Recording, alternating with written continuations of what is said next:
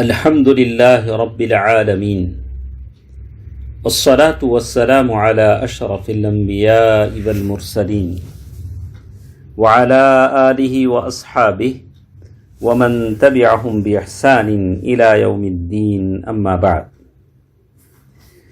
محترم حضرات و خواتین، اللہ تعالیٰ کا فضل و کرم ہے کہ دلوں کے اعمال کی اس گفتگو میں ہم شریک ہیں،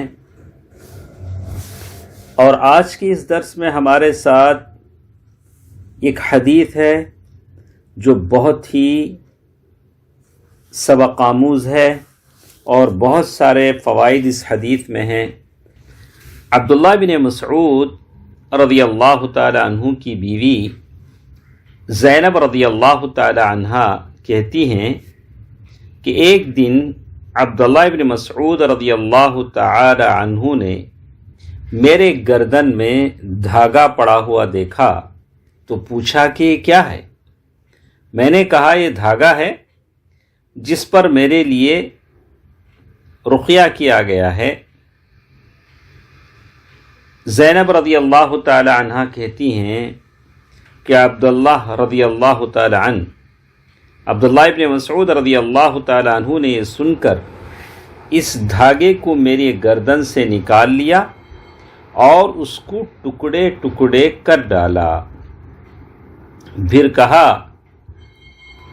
اے میرے گھر والو، تم شرک سے بے پرواہ ہو. میں نے رسول اللہ صلی اللہ علیہ وسلم کو یہ فرماتے ہوئے سنا کہ بے شک منتر، من کے اور ٹوٹ کے شرک ہیں، یہ ساری چیزیں شرک ہیں. میں نے کہا، آپ یہ بات کس طرح کہہ رہے ہیں؟ یعنی آپ کو رقیہ سے اجتناب کرنے اور توکل کو اختیار کرنے کی تلقین کر رہے ہیں، جبکہ مجھ کو منتر سے بہت فائدہ ہوا ہے. میری آنکھ درد کے سبب نکلی پڑی تھی اور میں فلاں یہودی کے ہاں آیا جایا کرتی تھی. اس یہودی نے جب منتر پڑھ کر آنکھ کو دم کیا تو آنکھ کو آرام مل گیا. عبداللہ نے کہا کہ یہ تمہاری نادانی اور غفلت ہے، اور وہ درد، اس کا اچھا ہو جانا منتر کے سبب نہیں تھا، بلکہ حقیقت میں وہ شیطان کا کام تھا. شیطان تمہاری آنکھ کو کونچتا تھا جس سے تمہیں درد محسوس ہوتا تھا، اور پھر جس منتر کو پڑھا گیا چونکہ وہ ایک شیطان کا کام تھا اس لیے شیطان نے کونچنا چھوڑ دیا. پھر عبداللہ ابن مسعود رضی اللہ تعالیٰ عنہ فرماتے ہیں، تمہارے لیے وہ دعا بالکل کافی تھی جو رسول اللہ صلی اللہ علیہ وسلم پڑھا کرتے تھے. اذهب البأس رب الناس واشف انت الشافی لا شفاء الا شفاؤک شفاء لا یغادر سقما. یعنی اے لوگوں کے پروردگار، تو ہماری بیماری کو تو ہماری بیماری کو ختم کر دے اور شفا عطا فرما، کیونکہ تو ہی شفا دینے والا ہے. تیری شفا کے علاوہ شفا نہیں ہے، ایسی شفا جو بیماری کو باقی نہ چھوڑے. ابو داؤد کی یہ حدیث ہے. یہ حدیث جو میں نے آپ کے سامنے بیان کی ہے، اس میں رقیہ کی بات کہی گئی ہے، جسے عام الفاظ میں ہم منتر کہیں گے، جو بھی کہیں گے. تو اس سلسلے میں کہتے ہیں کہ یہ جو رقیہ ہے جس میں شرک ہوتا ہے، یا اللہ تعالیٰ کے علاوہ کسی اور سے مدد مانگی جاتی ہے، یا ایسے الفاظ سے رقیہ یا منتر پڑھا جاتا ہے جس کا معنی سمجھ میں نہیں آتا ہے، تو یہ ساری چیزیں شرک ہیں. لیکن کوئی ایسا رقیہ ہے جو قرآن مجید کی آیتیں اور دعاؤں پر مشتمل ہے، تو یہ اسباب ہیں شفا کے. یہ شفا کا بہت بڑا سبب ہے. ایسا رقیہ آدمی کر سکتا ہے.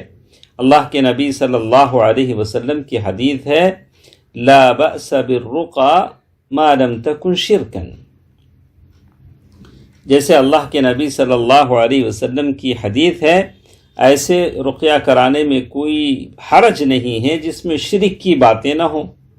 اللہ کے نبی صلی اللہ علیہ وسلم کی اور ایک حدیث آتی ہے، من استطاع ان ينفع اخاه فلينفعه. اگر کوئی شخص کسی ذریعے سے اپنے بھائی کو نفع پہنچا سکتا ہے تو نفع پہنچائے، اس میں کوئی حرج نہیں ہے، اسے ثواب ملے گا۔ صحیح مسلم کی حدیث ہے۔ تو اسی لیے اللہ کے نبی صلی اللہ علیہ وسلم نے فرمایا کہ نظر لگ جانے پر آدمی رقیہ کرا سکتا ہے۔ اللہ کے نبی صلی اللہ علیہ وسلم نے رقیہ کروایا ہے، لیکن بچوں اور بیماروں کو تعویذیں لٹکانا، یہ ساری چیزیں ہیں جو حرام ہیں اور شرک کی قسموں میں سے ہیں۔ جیسے اللہ کے نبی صلی اللہ علیہ وسلم نے فرمایا من تعلق تمیمۃ فلا اتم اللہ لہ، من تعلق تمیمہ، اللہ کے نبی صلی اللہ علیہ وسلم نے کہا کہ جو اللہ کے نبی صلی اللہ علیہ وسلم نے فرمایا، عقبہ بن عامر رضی اللہ تعالی عنہ کی حدیث ہے، من تعلق تمیمۃ فلا اتم اللہ لہ ومن تعلق ودعۃ فلا ودع اللہ لہ وفی روایہ من تعلق تمیمۃ فقد اشرک۔ تو پہلی روایت ہے جو ضعیف ہے، دوسری روایت صحیح ہے، دونوں امام احمد کی روایتیں ہیں۔ تو اس سے معلوم ہوتا ہے کہ یہ حدیث بات پر دلالت کرتی ہے کہ جو شخص تعویذ پہنتا ہے اور اس بات کا اعتقاد رکھتا ہے کہ یہ چیزیں اسے نقصان سے بچاتی ہیں، تو وہ اللہ کے نبی صلی اللہ علیہ وسلم کی اس دعا میں شامل ہے کہ اللہ کے نبی صلی اللہ علیہ وسلم اس کے تعلق سے بد دعا فرما رہے ہیں کہ اس کا کوئی کام پورا نہ ہو، کوئی کام پورا نہ ہو، کوئی کام صحیح ڈھنگ سے نہ ہو۔ فلا اتم اللہ لہ کا معنی ہے ایسے شخص پر بد دعا ہے کہ اس کا کوئی معاملہ اچھا نہ ہو۔